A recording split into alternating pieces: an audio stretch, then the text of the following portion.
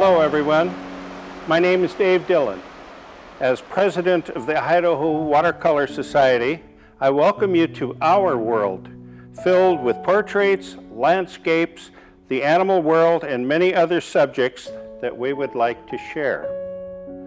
On behalf of the Idaho Watercolor Society, I would like to invite you on a visual tour of the 2021 BSU IWS Statewide Art Exhibition. Knowing that in-person attendance is still limited because of COVID, we invited the Boise-based Alpenglow Press to video this exceptional show, making every effort to provide our audience with an all-inclusive presentation. Included are 50 paintings juried into the show from over 200 Idaho entrants by this year's juror, Ted Nuttall of Arizona. He then chose the top 20 paintings to tour selected venues around Idaho through December of this year. Additionally, Ted will share his thoughts on each of the 2021 award winners, explaining the qualities and techniques of these great works. Congratulations to all the award winners. We have many heartfelt thank yous to share. The exhibition would not be possible without the countless hours of planning, tireless involvement of our selected IWS volunteers, and many artists from across the state for submitting their beautiful creations. Also, we must thank BSU curator Fonda Pertalis and her staff for hosting this annual show. And of course, the many IWS regional representatives throughout the state for hosting the traveling show. Thank you very much. Now, it's your turn to enjoy this year's presentation. Sit back and take a trip through the paintings of some of the best watercolor artists from the beautiful state of Idaho. Their creations are filled with imagination and interesting stories. Again, thank you for all who have made this possible. Enjoy the show, and we appreciate your interest in the Idaho Watercolor Society. Thank you. Hi, I'm Ted Nuttall, and I'm grateful for the opportunity to be here in Boise, Idaho, and during the Idaho Watercolor Society exhibition. I wanted to take a few minutes and share with you some of the people who have influenced me and defined me as an artist and caused me to pursue my painting process the way I do, and share with you some of their work and some of the things that they've taught me. And so let me just move ahead. I'd always like to start with a painting I did of my mother. And my mother is really primarily the reason why I'm a painter. I grew up observing her as a painter.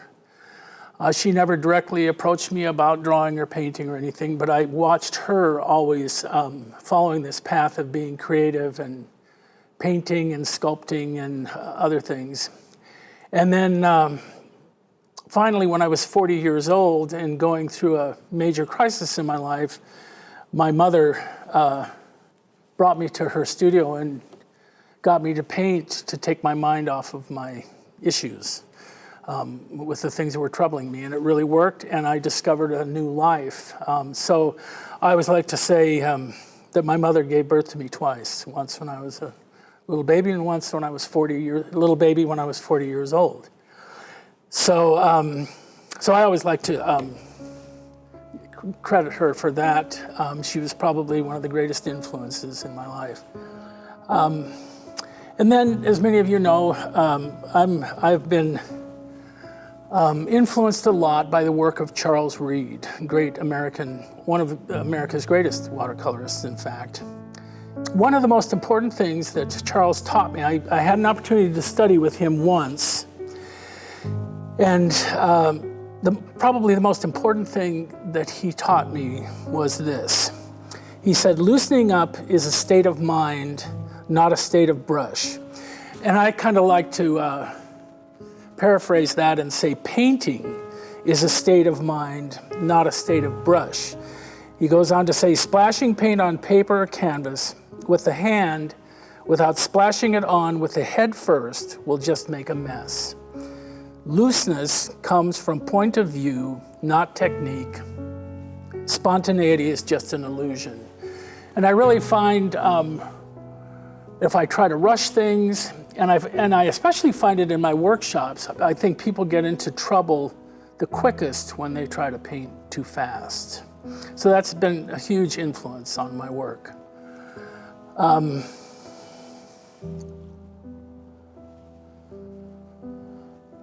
I have this quote by Ansel Adams where he says, we don't make photographs with just a camera, we bring to the act of photography all the books we have read, all the movies we have seen, the music we have heard, and the people we have loved. And that always had a huge impact on me. I began to pay attention to all the things that have happened to me in my life, and all the books that I've read and all the movies that I've watched, and began to realize that affects everything that I do in my painting. So I try to become very aware of that and pay attention to it. Another great American watercolorist who has had a great influence on me is Thomas Daly. And Thomas Daly says this, and this had a huge impact on on defining me as an artist. He says, my deep emotional involvement in my subject matter is the essential ingredient that carries my work. For years, I floundered in a quandary over what to paint until I realized the most rudimentary fact that I should paint what moves me, and if handled with some degree of facility, it should in turn move others. So I realized I need to paint what I love, find something that I love to paint, and paint that. And then, and I always like to say where he said, if handled with some degree of facility, it should in turn move others. I always like to say if what you're painting doesn't move you, it's probably not going to move the people that look at it. So I think we need to find what it is that we love. Once we've done that, as the great artist George Carlson said, interpretation is a necessary ingredient to art. There's no reason to do a work if all you're going to do is take calibrated measurements and reproduce the subject in another scale. If you don't have anything to say about the subject you're depicting, what purpose does it serve? And that was kind of an aha moment for me too, to think about what am I trying to say with this piece of work that I'm doing beyond just reproducing the picture. So I would ask myself these two questions. What do I want to say? And once I've decided what I want to say, how do I say it? And so I'm going to share with you for a couple of minutes here 4 things that I look for, or that I always pay attention to when I get ready to start a piece of work. But first of all, I obviously became a painter of people, and that's primarily all I paint is people. And you can see on this slide the faces of many of the people that I chose to paint. And I've never have been able to explain even to myself why it is I select the people that I do to paint.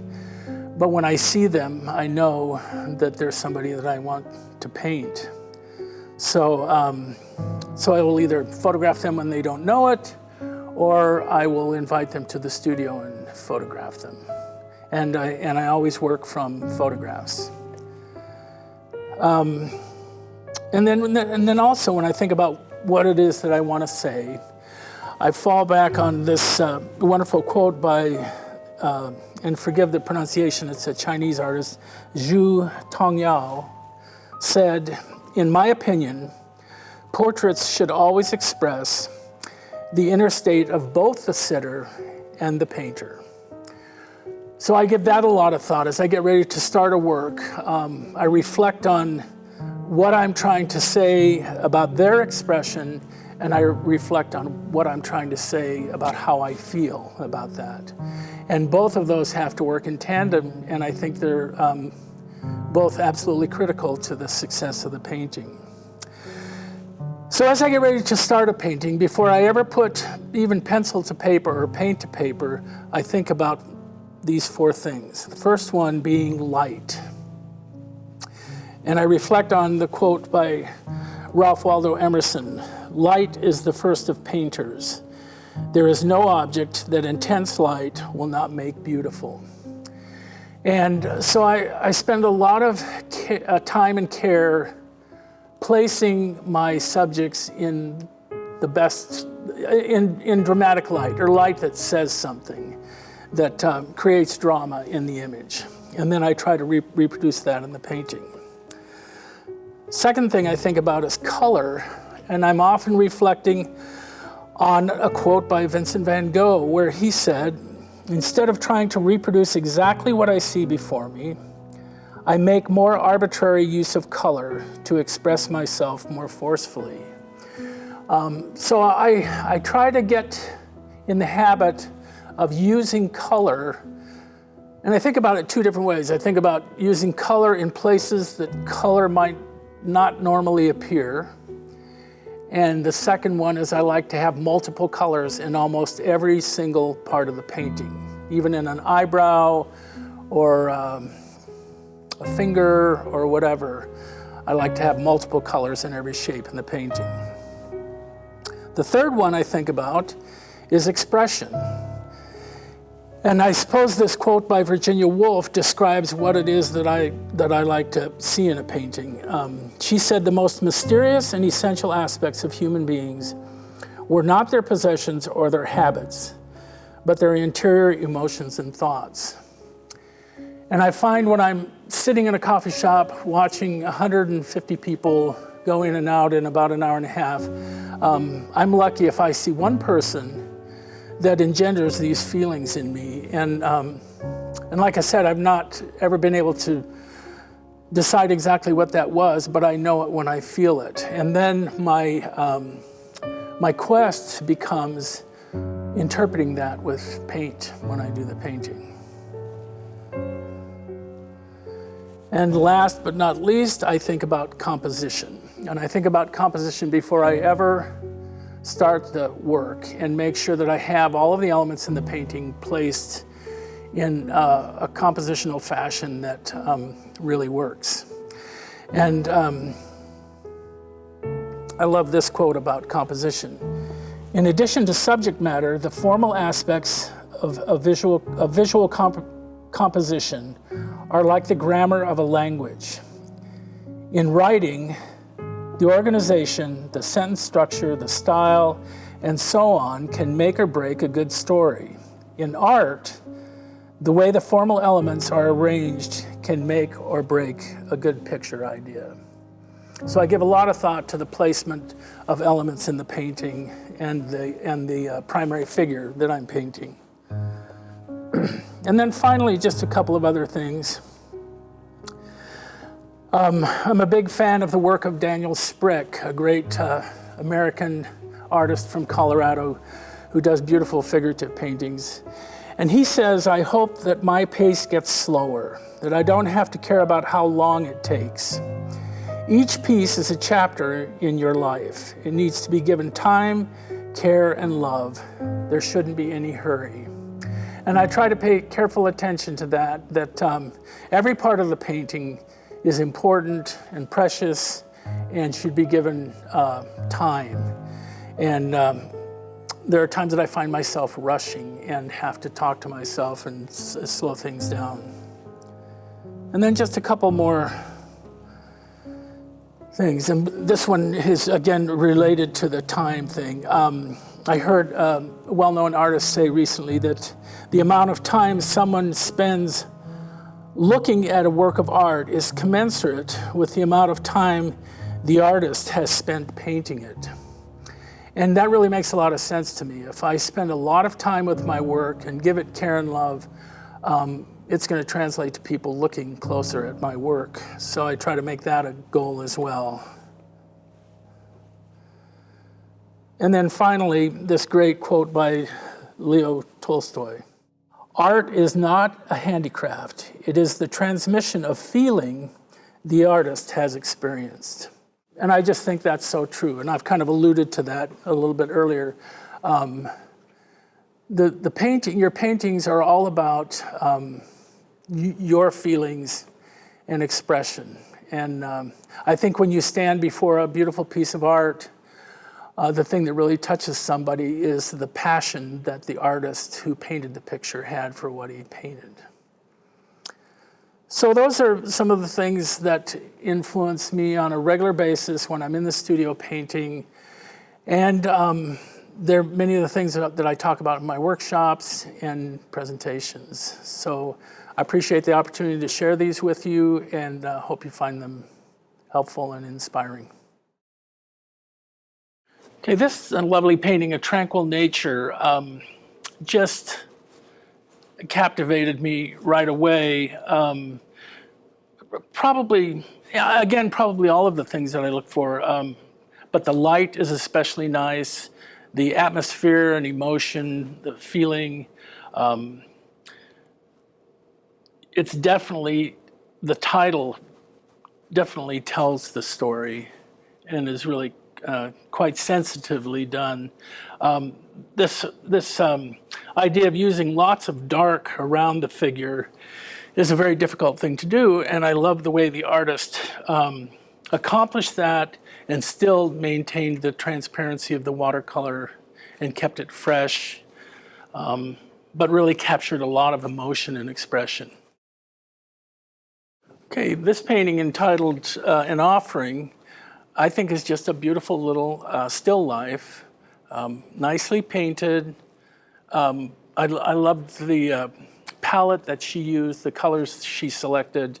And again, something that works very nicely in this painting is the composition and the way the eye moves with the shapes of color. And the painting keeps the eye in the painting and viewing the entire composition. And then there's just this really nice kind of impressionistic quality to the painting that I think is very fresh and nice. I think this beautiful painting, Backyard Lovely, really kind of represents all of the things that I look for in a nice painting. I see all of those things happening. Beautiful color. You can tell that the artist was adept technically at what they were doing, kind of knew how they were handling the paint. I like the use of light and shadow, the cast shadows here on the ground. And then one of the things that is always something that grabs my attention in a painting is composition. And I think this is just really nicely composed. The placement of the main focal point on the page. And again, just wonderful technical ability and nice use of color, and also fresh and transparent and just nicely done. All right, this nice little painting entitled Bitterroot in the Craters, I think it's just a lovely little painting. And I think lovely is the word that describes it, the way it's painted, the subject, and you can tell that the artist is very emotionally attached and sensitive to what they're painting, and just did a beautiful job of capturing these little flowers. And again, I think the composition is very nice. The placement of the flowers in the entire picture is really quite nice and makes it a powerful little painting. This painting, titled Stone Temple Pillars, I think is just very interesting in terms of its point of view, the perspective. And then one of the things that really captured me in here was the artist's use of color. Colors showing up in places that are kind of unexpected. And that use of arbitrary color throughout really ties the painting together and makes the composition work. This painting, Cherries, with the way the artist approached the scale of the cherries, the color, and the composition, really make it a lot of fun, make it a really fun painting. And it's very nicely rendered. The cherries look quite delectable, and I just think it's expertly done and kind of whimsical and fun. Okay, this painting entitled Camas Blues intrigued me because of kind of the juxtaposition of the kind of abstract shapes behind the kind of organic shapes of the flowers and plants, and how the organic shapes are moving forward and backward, and the geometric shapes are interacting with these organic flowers and plants, and the coloration is really quite nice. I was taken with this painting almost right away, mostly because of its atmosphere, a feeling of atmosphere and emotion. You really get immediately a sense of loneliness and quiet, which is what the title kind of implies. But I love the colors that the artist used to kind of express that emotion. And because of that choice of colors, because of the composition and the placement of the focal point where it is, there's just really a wonderful feeling of atmosphere and emotion that's portrayed here. Okay, this painting entitled Lupine Meadow, I just think is quite nice for its kind of impressionistic quality and the colors that the artist selected. Kind of a difficult thing to do when you're doing a big field of vegetation. The artist kept everything fresh and transparent, and then made really good use of this little piece of cleaner color here in terms of the composition that I think worked very nicely. And then just the combination of colors throughout I thought was quite nice and different. This painting entitled Saddle-billed Stork, I just think is quite lovely in terms of the energy that's in the way the painting was rendered. And there's just a really nice cohesiveness to the way the bird is rendered and the background is rendered, and they kind of coalesce with one another. The brush strokes, there's a lot of energy, a lot of color. And I think there's a subtle placement of the bird in the painting that I think really makes the composition work nicely. Had it moved a little further to the left, a little further to the right, it wouldn't have worked as well. So I think that's quite nice here. This wonderful painting is entitled Winter Morning Trip to the Snake River Breaks. And it's what this painting says right away. You can feel what the title is saying. You're on a winter trip. And it's just so beautifully and subtly rendered, I think. It's in fact, that's part of what I think is really appealing about it, is the subtlety of the rendering, the transparency, and again, there's just a really nice, fresh looseness about the painting, and lots of atmosphere and mood that I really enjoyed. This painting is titled Doe and Fawns on Fall River. And a couple of things that I think work very effectively on this painting are the placement of the deer and the fawns on the page that make the composition work. And then I think the color and rendering of the background really adds interest and power to the painting and make it really quite a lovely painting of this, of the deer. This painting, titled Quiet Strength, is just really nice for its simple forms, not only all the simple forms of the painting, but the simple way in which the forms are placed on the page, the nice use of negative area that set the focus of the painting apart, and then there's just a very nice expression and mood to this that just almost grabs the viewer right away. And I think, again, the use of the simple forms, the simple palette, the colors that were selected, just give a lot of energy to that expression. This painting is titled This Luminous Pause, and it's just a really very nice still life.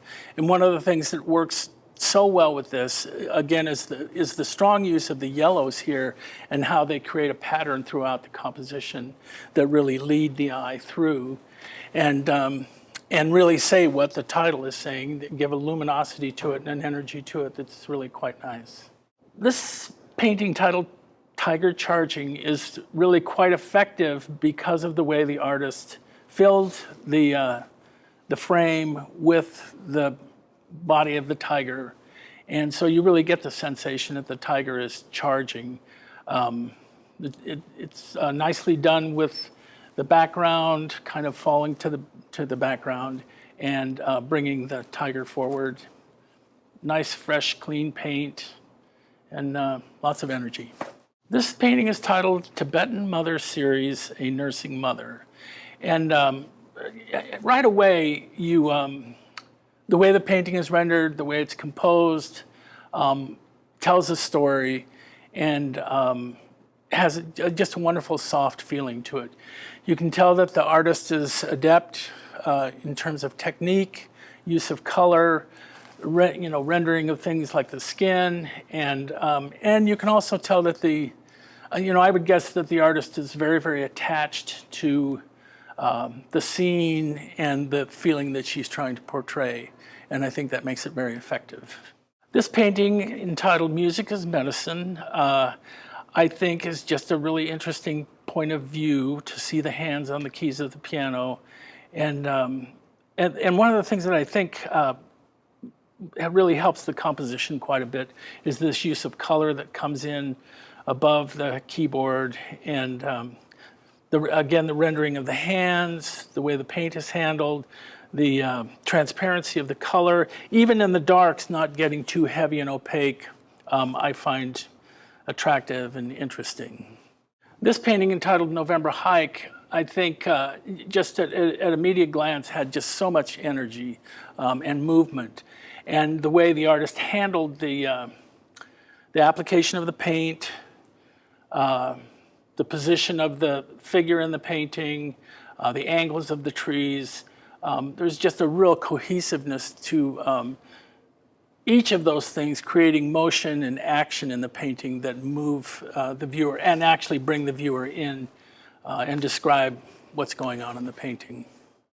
So this painting, Basque Dancers Fixing Her Scarf, I think is quite lovely and really portrays the story quite well.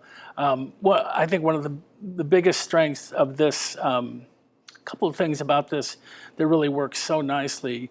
One is just where the figures are placed in the composition.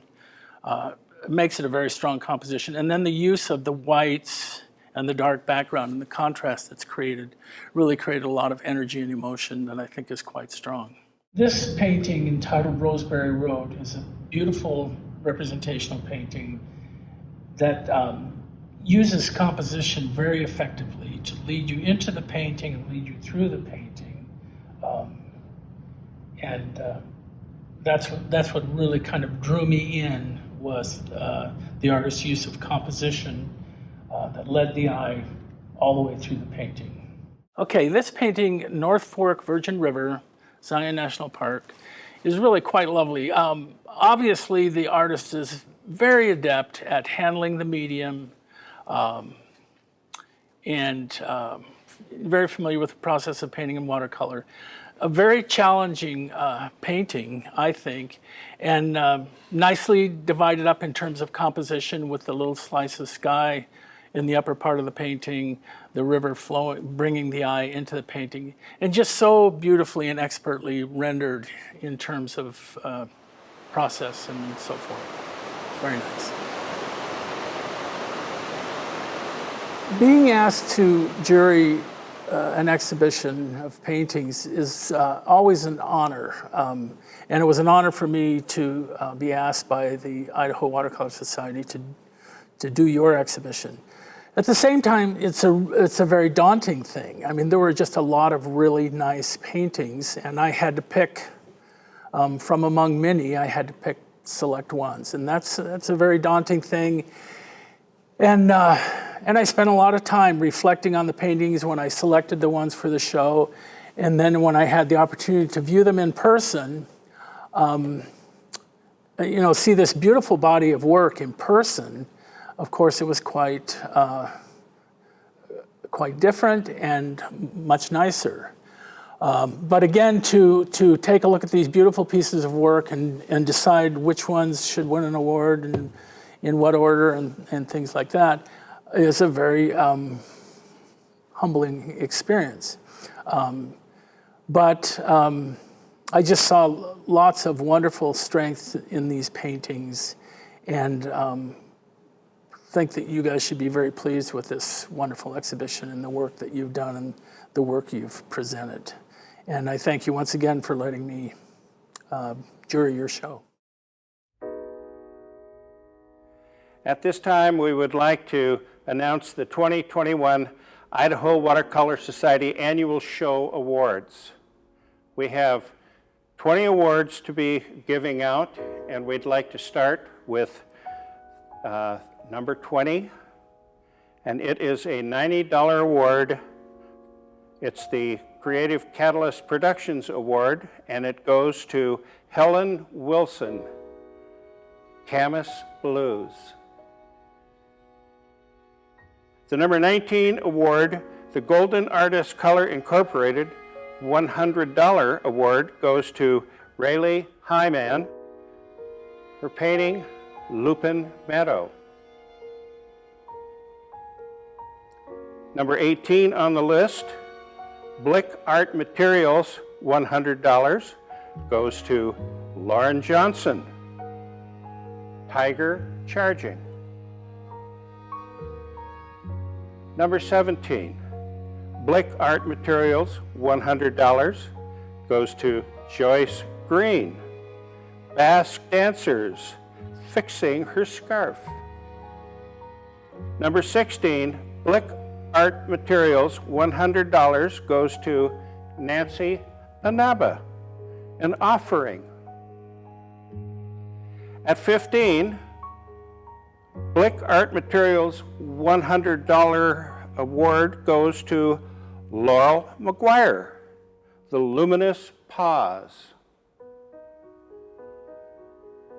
Number 14, H.K. Holbein Artist Materials. It's an 18-piece watercolor set. $123 goes to Shelley Johnson, Doe and Fawns on Fall River. Number 13, H.K. Holbein Artist Materials 24 watercolor set of $172 goes to Dennis Hazlett, Stone Temple Pillars.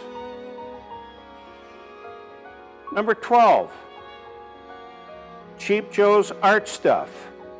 $200 goes to Linda Carlson, Bitterroot in the Craters. Number 11, H. Graham and Company, $350 goes to Loretta Barra, Cherries. Number 10, the Ed Robinson IWS Award, First Time Entrant, $100 goes to Rachel Lindquist, her painting, Music and Medicine. Number 9, the Roots Family History Will Nelson Memorial Award of $200 goes to Karen DeKramer, Saddle Build Stork. Number 8, the COVID-19 Art Stimulus IWS Award of $250 goes to Carrie Lindstrom, Quiet Strength. Number 7, the Pandemic Painting IWS Award of $250 goes to Jessica Bryant, North Fork Virgin River Zion National Park. The next award, $250, goes to Sharon Herther for her painting Roseberry Road.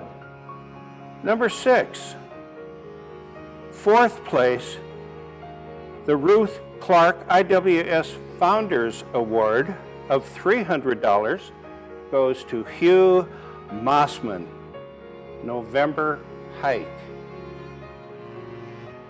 Number 5, the third place winner of $350 goes to Idan Wo, Tibetan Mother Series, A Nursing Mother.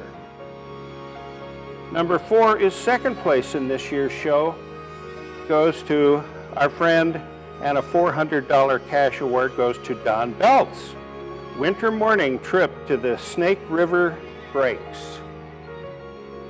The first place award this year of $450 goes to Scott Muscolo, No Paper, No Mail.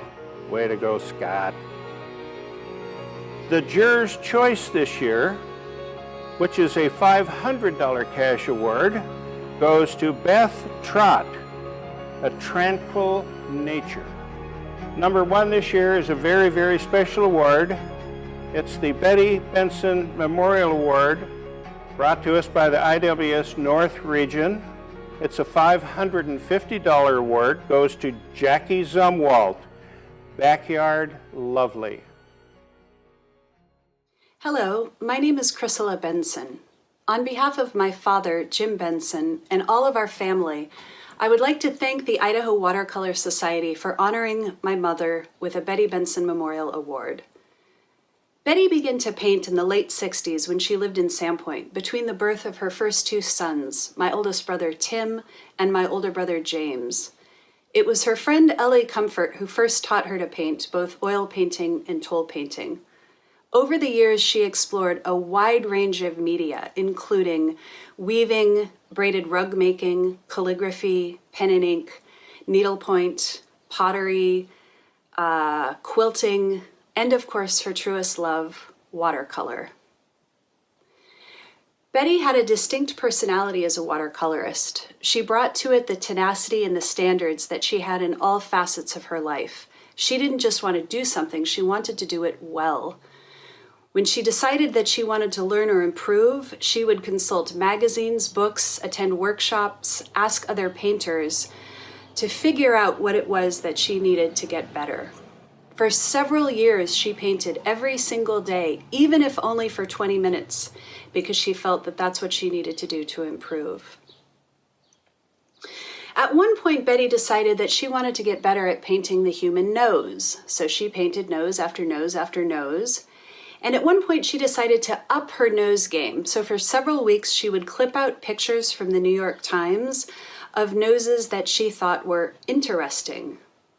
As it turns out, my mother's idea of an interesting nose is a prominent nose that's on the face of a man who is from the Middle East or from a country that ends in Stan. The end result were 8 faces, but only this much of the face, that included Shimon Peres, Yasser Arafat, and an old man from a village in North Afghanistan. It was one of my all-time favorite Betty paintings because it captured her love of geography, of politics, her quirkiness, and her resolve to learn and improve. Betty was idiosyncratic in her selection of subject matter, as the noses would suggest. Yes, she would paint flowers and vegetables from her garden or scenes from the places that she had traveled, like Scotland, Scandinavia, West Africa. But she would also paint the dead bug that she found legs up in the windowsill, a ham sandwich, my father's boots, the inner workings of a snowblower. You never knew what Betty would paint next. Betty combined her activism with her love of art. For several years, she served as the North Idaho representative on the Idaho Watercolor Society. She was a member and past president of the Palouse Watercolor Society. She had also served as a member over the years for the Moscow Arts Commission, the Ponderay Arts Council, Arts for Idaho, and the Idaho Commission for the Arts. Betty was committed to making arts accessible to all. Betty had entered several times the Idaho Watercolor Society membership exhibition, the Juried membership exhibition, this show, which was something that was very special to her because it traveled over the state of Idaho. It is fitting that she would be remembered in this show. I would like to congratulate the winner of the Betty Benson Memorial Award. Congratulations on your tenacity and your talent. Thank you. We want to thank all those award winners. We appreciate all the hard work that you've done. Congratulations. Thank you very much. Hello, my name is Scott Mascolo, and I'm the chairman of this event, and I hope you have all enjoyed it as much as I have. This show has been a terrific event despite all the curveballs and restrictions that have been thrown at us by the lockdown. I'd like to congratulate all the entrants and award winners and thank them for working so hard during a very difficult year to provide us with some beautiful artwork. I'd like to take a minute now to thank a few people who have been instrumental in making this show come together.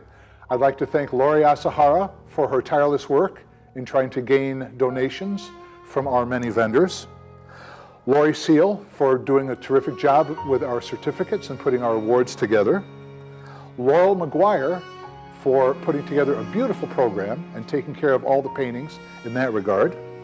I'd like to also thank Teresa Wade for being the traveling show coordinator and putting together all the stops for the show to visit all the cities throughout Idaho. It will be stopping first here, of course, at BSU. It will be traveling to Twin Falls for the first stop, then Idaho Falls, Pocatello, and then Moscow. It will be returning back to Boise in December. I'd like to thank Fonda Portalis for her work in putting together the beautiful exhibition hall, and I know now that there is an awful lot to curating an art gallery, much more than just bringing in and looking at pretty pieces of art. I'd like to thank Cherry Woodbury for her great advice and all the work that she's done over the years to create a beautiful skeleton and format to be able to put this show together. I'd like to thank Meredith for putting together the workshop and nationally acclaimed watercolorist Ted Nuttall for his wonderful job during the jurying and the workshop. And finally, I'd like to thank Dave Dillon, President, for all of his support, and most importantly, Carol Hasbrook for all the support that she gave us in putting the show together. Carol, without your help, the show truly would have been impossible. Again, thank you all for a terrific show, and we'll see you again next year.